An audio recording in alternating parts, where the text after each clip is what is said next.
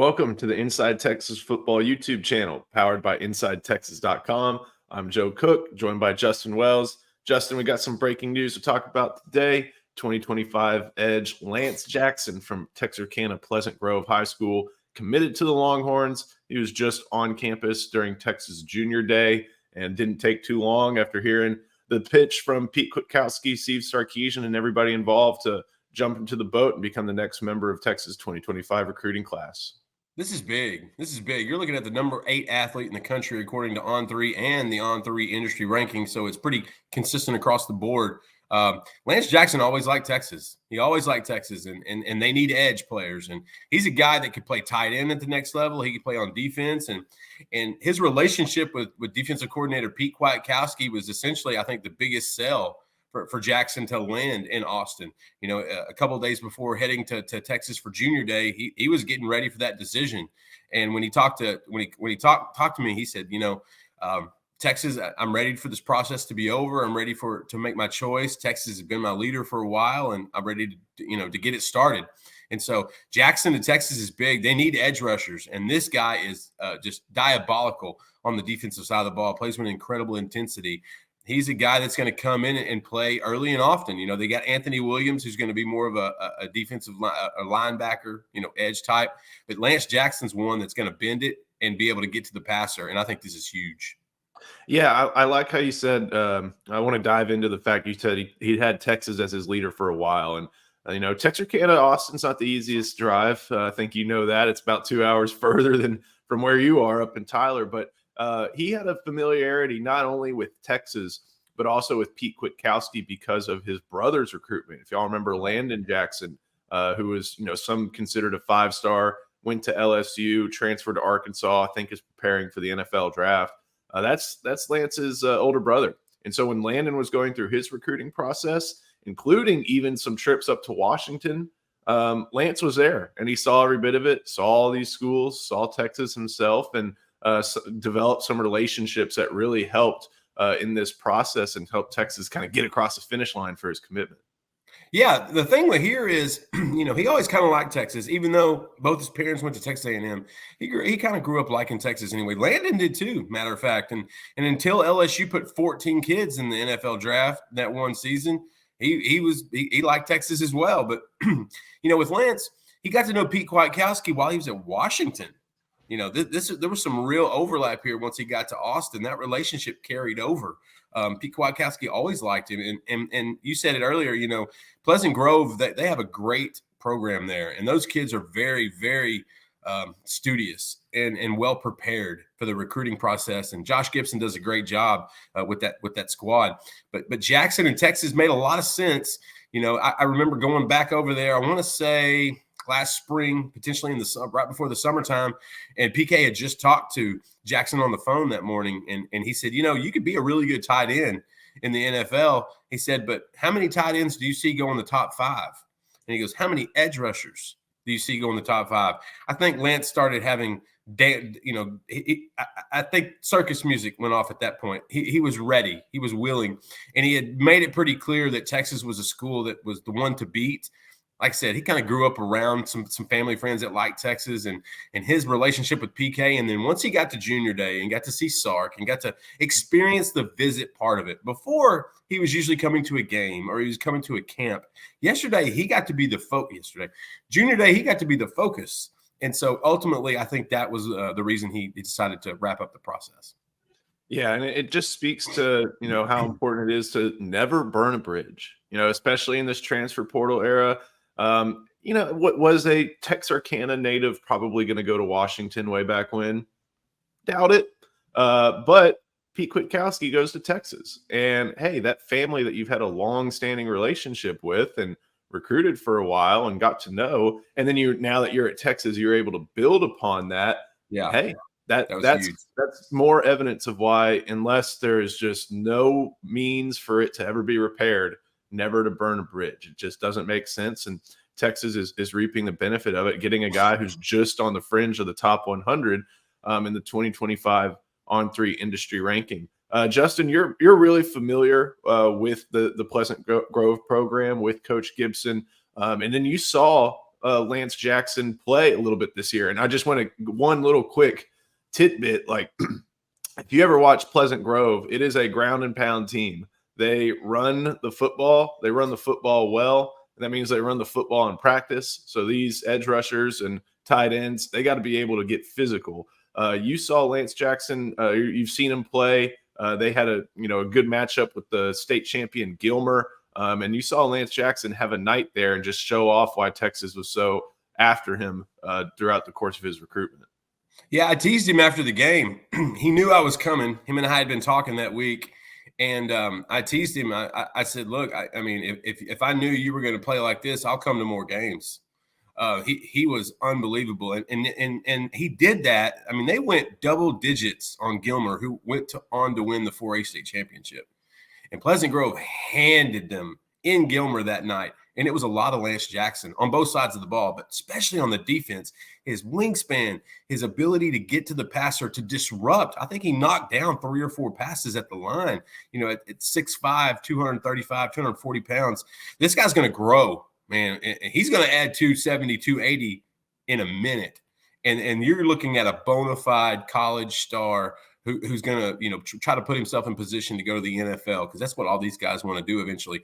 But, man, he gave Gilmer hell that night. And I was already sold and convinced on Jackson before that. Like you said, I've known this kid for a very long time. And so I've got to kind of watch him grow. Listen, growing up, I thought he was going to be a baseball kid. You and I are big baseball guys. This kid was throwing in the low 90s on the bump as a freshman. Okay. Then he tears his labrum his sophomore year and decides to focus more on football.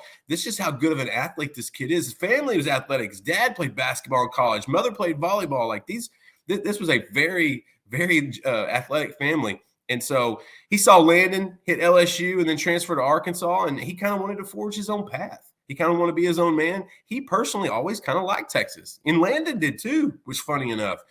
And so he always kind of liked Texas, but I think that relationship with PK is what, sealed the deal. I think that he is, Jackson is a relationship-based guy, which is very similar to Pleasant Grove guys. Those guys are relationship-based people. They have a process over there that is basically flawless. It focuses so much on the kid, the individual, the team, a constant getting better, improving each day. And Lance Jackson's a really good leader and a really good example for those younger kids. And now that he's jumped in the boat, he's ready to end the recruiting process, Joe. He's had his fun. He's taken some trips. He's got all these offers. He said, man, I'm done. I know where I'm going to go. I know where I've wanted to go. Now I'm going to Texas. Before we keep going, got to get a little word in from our sponsor, Andre the Lawyer. Andre the Lawyer is a longtime Inside Texas user. They never take more than their clients. No win, no pay, no upfront costs. The principal office is in Dallas, Texas, and Andre the Lawyer has been representing injured Longhorns throughout the Lone Star State. Every client gets a personalized text message number so they can contact the team and get direct access to the lawyer all day and all night. Call Andre the Lawyer at 214-444-8808.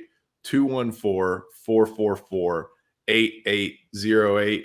Justin, this is as we're recording, this is a next edition, the second edition to Texas 2025 class from the state of Texas, joining Anthony Williams, first edge. So you've got 2 kind of defensive linemen now, and Brandon Brown and Lance Jackson. You got a 5-man class now, and this is just part of the building process. We've seen junior days result in a lot of commitments. We've seen junior days result in none, but build the foundation. Kind of found this one in the middle with Lance Jackson, and the fact that this is kind of going to start the process and get more people in the boat, building the momentum of last year, and gives Texas a pretty nice player in the process. Even after a class that features Zena Umozulu and Colin Simmons and Trey Moore on a 1-year rental. You've got, or maybe more than that, can't remember. You have Lance Jackson now in the fold and starting to get ready and turn this 2025 class into a contender for another top 5 finish. This is Sark maximizing momentum. Mac Brown used to do this really well. After a big season, he'd bring in some of the best prospects in the country on campus about a month later to capitalize on that good vibe, that good momentum. And that's what Sark's doing. You know, we've watched him. He plays the long game. He does not pressure these kids whatsoever. And that's how you get a Lance Jackson without pressuring him. Just, be yourself, be genuine, be transparent and accountable. And because that's Jackson, raised an incredible family. That's what they're about at Pleasant Grove, accountability.